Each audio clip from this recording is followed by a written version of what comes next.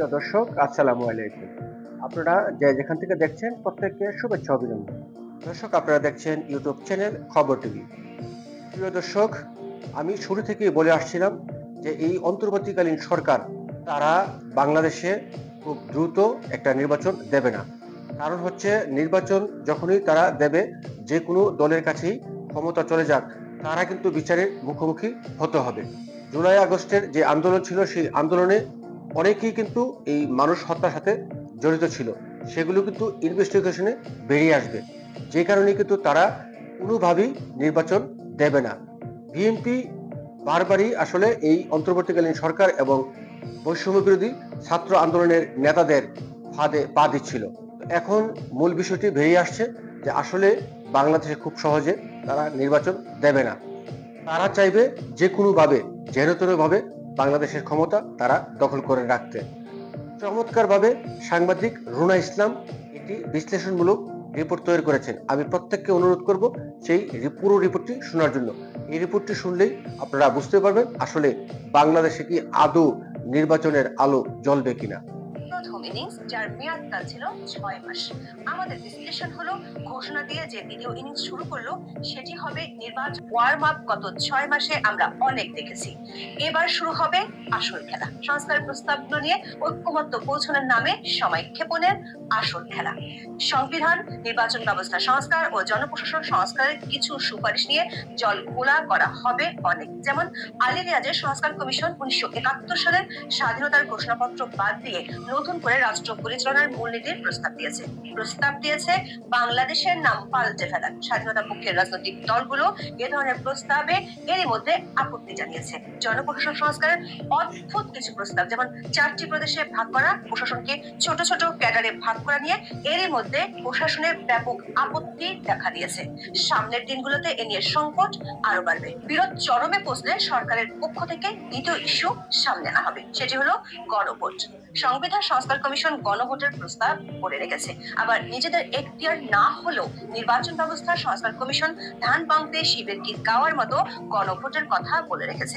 সূত্রগুলো বলছে সরকার সমর্থক দলগুলোতে আওয়াজ উঠবে গণ অধিকার পরিষদ নির্বাচন ও গণভোটের। এ নিয়ে বিএনপি ও সমমনা দলগুলোর মুখোমুখি অবস্থানে দাঁড়াবে সরকার সমর্থকেরা।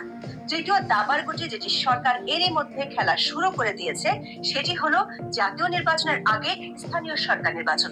15 ফেব্রুয়ারি জাতীয় ঐক্যমত্য কমিশনের সাথে বৈঠক শেষে অনেকগুলো রাজনৈতিক দল সাংবাদিকদের বলেছেন তারা জাতীয় নির্বাচনের আগে স্থানীয় সরকার নির্বাচন চান না। বিশেষ করে বিএনপি কোনোভাবেই আগে স্থানীয় সরকার নির্বাচন চায় না।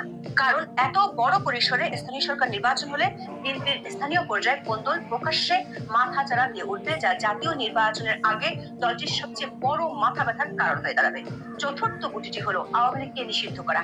গত বছর অক্টোবরের দিকে তোলা ইস্যুটি থেকে প্রথম দিকে আন্তর্জাতিক চাপে সরকার সরে আসতে বাধ্য হয়েছিল, কিন্তু এই কার্ডটিকে সরকার আবারও ব্যবহার করতে চায়। যদিও জাতিসংঘের মানবাধিকার কমিশন ও হিউম্যান রাইটস ওয়াচ সহ বেশ কিছু দেশের রাষ্ট্রদূতরা রাজনৈতিক দল নিষিদ্ধের বিপক্ষে মত দিয়েছে, তারপরও সরকার এই কার্ডটি সময়ে সময়ে জনপরিসরে আলোচনায় নিয়ে আসতে চায় আইন শৃঙ্খলা পরিস্থিতির অবনতি ও দ্রব্যমূল্য বৃদ্ধির মতো জন ইস্যুগুলোকে চাপা দিতে। আওয়ামী লীগ যেহেতু নিবন্ধিত রাজনৈতিক দল, তাই তাদেরকে নিষিদ্ধ না করলে তারা নির্বাচনে অংশ নিতে পারে। সেক্ষেত্রে ক্ষমতাচ্যুত আওয়ামী লীগ নির্বাচনে অংশ নিতে পারবে কি পারবে না এ বিতর্ক সরকার সমর্থকেরা নতুন করে তুলে রাজনৈতিক বিভক্তি বজায় রাখার চেষ্টা করবে। এই 4 ইস্যু নিয়ে কাজ না হলে সরকারের কাছে আরো 2টি ইস্যু আছে। এর প্রথমটি হলো হালনাগাদ ভোটার তালিকা। নির্বাচন কমিশন ভোটার তালিকা হালনাগাদ করছে, সেটি শেষ হবে জুনে, কিন্তু হালনাগাদকৃত ভোটার তালিকা সব প্রক্রিয়া শেষ করে নতুন ভোটাররা আগামী বছরের মার্চের আগে ভোট দিতে পারবে না। যদি দিতে হয় তাহলে আইন সংশোধন করতে হবে। নির্বাচন নিয়ে বেশি চাপ আসলে এই ইস্যুতে পিছিয়ে দিতে পারে সরকার। দ্বিতীয় ইস্যুটি আইন শৃঙ্খলা পরিস্থিতি ও পুলিশের ক্ষমতা। নির্বাচন নিয়ে যখন রাজনৈতিক দলগুলোর পক্ষ থেকে চাপ বাড়বে, তখন সরকারের পক্ষ থেকে আইন শৃঙ্খলার বেসামাল পরিস্থিতির কথা তুলে ধরা হবে। বর্তমান পুলিশ বাহিনী দিয়ে ভোটের ব্যালট বাক্স ও কেন্দ্রের নিরাপত্তা দেওয়ার সক্ষমতা নিয়ে সন্দেহের কথা তুলে ধরা হবে।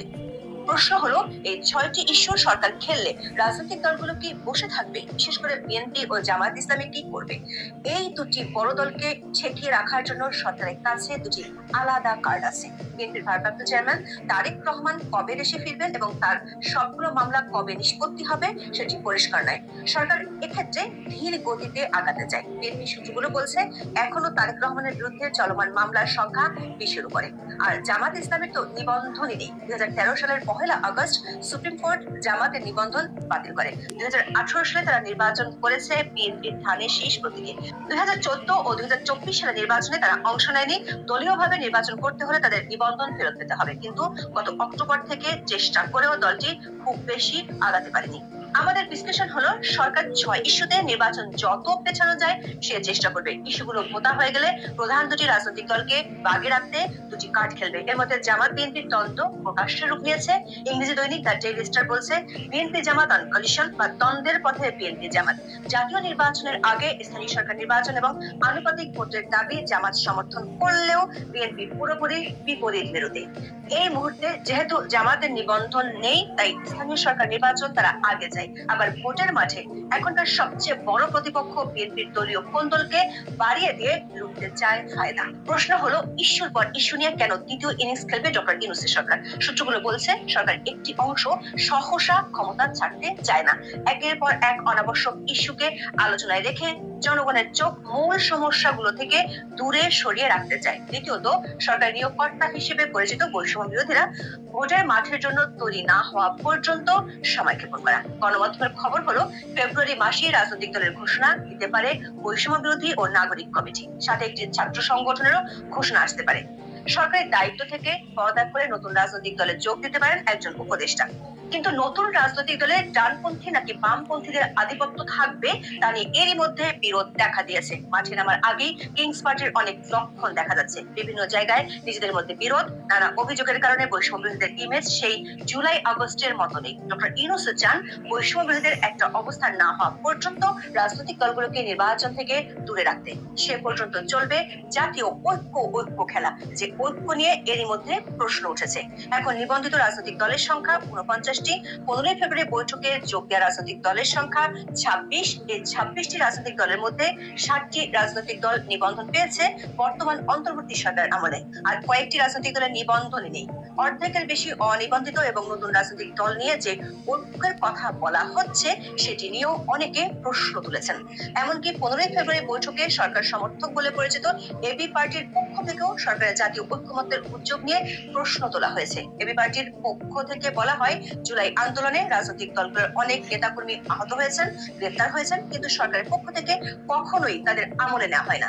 শুধু নিয়োগকর্তাদের সবখানে সুবিধা দেওয়া হচ্ছে। এখন দেখার বিষয়, সরকার তার নিয়োগকর্তাদের সুবিধা দিতে গিয়ে নির্বাচন কতদিন পিছিয়ে রাখতে পারে।